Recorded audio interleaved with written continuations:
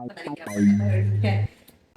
हमारी जो last video थी हमने उसके अंदर सीखा कि हम नॉर्मल कॉलम क्रोमेटोग्राफी कैसे परफॉर्म करते हैं। आज की वीडियो में सीखेंगे कि हम एचपीएलसी कैसे परफॉर्म करते हैं। तो जो मोटा मोटा डिफरेंस है वो यही है कि हम नॉर्मल क्रोमेटोग्राफी कॉलम क्रोमेटोग्राफी होती है उसमें हम सिलिका पैक करते हैं एक कॉलम के अंदर, लेकिन एचपीएलसी के अंदर हमारे पास ऑलरेडी कॉलम प्रिपेयर्ड होते हैं।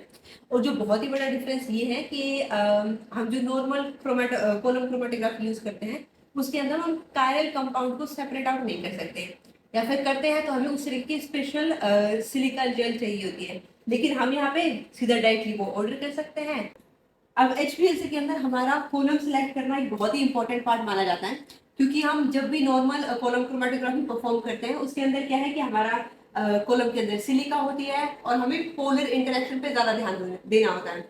फॉर एग्जाम्पल अगर हमारा कोई कंपाउंड है वो कितना ज्यादा पोलैरिटी से रिएक्ट कर रहा है सिलिका के साथ में, उसके बेसिस पे हमारे कंपाउंड सेपरेट आउट हो गए। किसी का इंटरेक्शन ज्यादा होगा तो फ्रिक्शन की वजह से वो धीरे धीरे मूव करेगा, धीरे धीरे मूव करेगा तो धीरे धीरे बाहर आएगा। और जो कंपाउंड बहुत लेस फ्रिक्शन या फिर पोलैरिटी बहुत कम शो कर रहा है, ऐसे में वो कंपाउंड कॉलम से हमारा जल्दी बाहर आ जाता है। लेकिन एचपीएलसी और खासतौर पे जब हम कायरल कंपाउंड को सेपरेट आउट करते हैं उसमें कॉलम सिलेक्शन एक बहुत ही इंपॉर्टेंट पार्ट प्ले करता है। फॉर एग्जाम्पल अगर आप न्यू कमर हैं तो ऐसे आपको जो भी मैनुअल मिलेगी उसको पढ़ना बहुत जरूरी होता है, क्योंकि इसके अंदर क्या होगा कि अमाइलोज इमोबिलाइज होंगे सिलिका जेल के ऊपर और सेलुलोज भी इमोबिलाइज हो सकते हैं सिलिका जेल के ऊपर। सो फॉर एग्जांपल अगर हम कंपाउंड को लेकर के चलते हैं कोई डायस्टीरियोमर मिक्सचर, तो फॉर एग्जांपल अगर हमने कॉलम चूज किया ए आई या फिर आई ई, तो बहुत बारी हमने ऐसा ऑब्जर्व किया है कि कुछ कुछ एनेंटियोमर रिएक्ट करते हैं इसके साथ में, और जब हम कॉलम परफॉर्म करेंगे तो वो पहले ही निकल करके आ जाएंगे अगर हम ये वाला कॉलम सेलेक्ट कर रहे हैं। लेकिन वही कंपाउंड बहुत देर बाद में निकल करके आता है अगर हम आई ई वाला कॉलम सेलेक्ट करते हैं। तो एचपीएलसी के अंदर बहुत इंपॉर्टेंट पार्ट होता है कि हम कॉलम कौन सा सिलेक्ट कर रहे हैं। अब हमारे पास में इतने सारे कॉलम हैं, सीखते कैसे सिलेक्ट करते हैं। To have the deeper understanding of HPLC, We have an expert with us. Mr. Yogendra Singh, graduate from IIT Roorkee. Currently doing PhD in chemistry from Heidelberg University. He is specialist in HPLC and now he is teach us the same.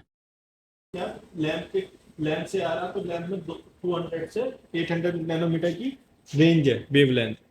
तो जहां तुम्हारा compound तुम्हारा more active होगा जिस wavelength पे वो ज्यादा dark हो जाएगा, मतलब येलो ऑरेंज हो जाएगा, और फिर यहाँ उस हिसाब से तुम्हारा उसका UV absorption chromatography UV absorption मिल जाएगा। इंजेक्शन के टाइम पे हमें एक बहुत बड़ी इंपॉर्टेंट बात याद रखने की जरूरत है। नॉर्मल कॉलम क्रोमेटोग्राफी में क्या होता है कि हमारा जो कॉलम है वो एकदम स्ट्रेट होना चाहिए, टूवर्ड्स द ग्रेविटी होना चाहिए, और हम जैसे ही सैंपल ऐड करें या तो ड्राई फेस में या फिर वेट फेस में वो स्लोली स्लोली सिलिका के ऊपर डिकम्पोज कर जाए। बट इसके अंदर हम ध्यान से ऑब्जर्व करें तो हमारा सॉल्वेंट कनेक्शन डायरेक्टली अटैच होता है हमारे इस एरिया से, और ये एरिया के पीछे एक 5 ml का बहुत बड़ा लूप अटैच हुआ है। तो नॉर्मली जब ये इस कंडीशन में होता है अपवर्ड, तो हमारा सारा सॉल्वेंट यहाँ से आएगा, इसमें से पास करेगा और डायरेक्टली कॉलम के अंदर चला जाएगा। लेकिन जब हमें अपना सैंपल लोड करना होता है उस टाइम पे हम पहले अपने सैंपल को इसके अंदर स्टोर करेंगे, और फिर जैसे हम इसको नीचे करेंगे तो सॉल्वेंट यहाँ से पास होते हुए इस पूरे लूप होल सिस्टम के अंदर पहले जाएगा और फिर हमारे कॉलम के अंदर जाकर के सेपरेट आउट होना शुरू होगा। तो इसलिए जब भी हम एचपीएलसी में अपना सैंपल लोड करते हैं तो उससे पहली बात ध्यान देने की जरूरत है कि ये हमेशा ही हमारा अपवर्ड यानी ऑफ पोजीशन में होना चाहिए। पहले हम अपना धीरे धीरे करके सैंपल लोड करेंगे। यहाँ पे हमने अपना सैंपल लोड कर दिया है और जैसे ही सैंपल लोड होता है फटाक से इसको नीचे कर देंगे, और नीचे होते ही साथ में ये स्टार्ट, और यहीं से हमारा रिटेंशन टाइम भी स्टार्ट हो जाता है।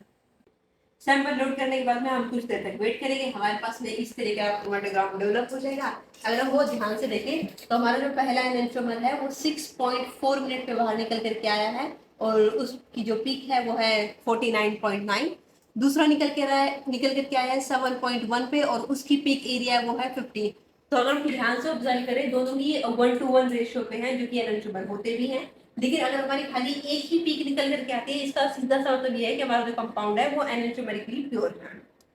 तो बहुत ज़्यादा डिफरेंट नहीं है HPLC हमारी नॉर्मल कॉलम क्रोमेटोग्राफी के कंपैरिजन में। बस बहुत सारी मशीनें और हाई प्रेशर ऐड हो जाता है, और लेकिन जहाँ पे बहुत सारी मशीनें ऐड होती हैं वहाँ पे चीज़ें आसान तो हो ही जाती हैं। तो नॉर्मल कॉलम क्रोमेटोग्राफी कंपैरिजन में HPLC बहुत ही ज़्यादा आसान है। बस हमें एक बारी टेक्निकल चीज़ों को समझने की ज़रूरत है। अगर हम उसमें एक्सपर्ट हो जाएंगे तो HPLC काफ़ी ज़्यादा आसान हो जाएगी। आई होप आपको ये वीडियो इन्फॉर्मेटिव लगी होगी। HPLC के बारे में थोड़ी थोड़ी नॉलेज तो इम्प्रूव हो ही गई होगी। जिसने हमारी कॉलम क्रोमेटोग्राफी वाली वीडियो नहीं देखी है, आपको लिंक डिस्क्रिप्शन में या फिर स्क्रीन पे कहीं पॉपअप होता हुआ नजर आ जाएगा। प्लीज उसको भी चेकआउट कर लीजिए। केमिस्ट्री से रिलेटेड मैंने बहुत सारी छोटी छोटी यूट्यूब शॉर्ट्स और वीडियोस बना रखी है, जिनकी प्लेलिस्ट भी आपको कहीं ना कहीं डिस्क्रिप्शन में मिल जाएगी।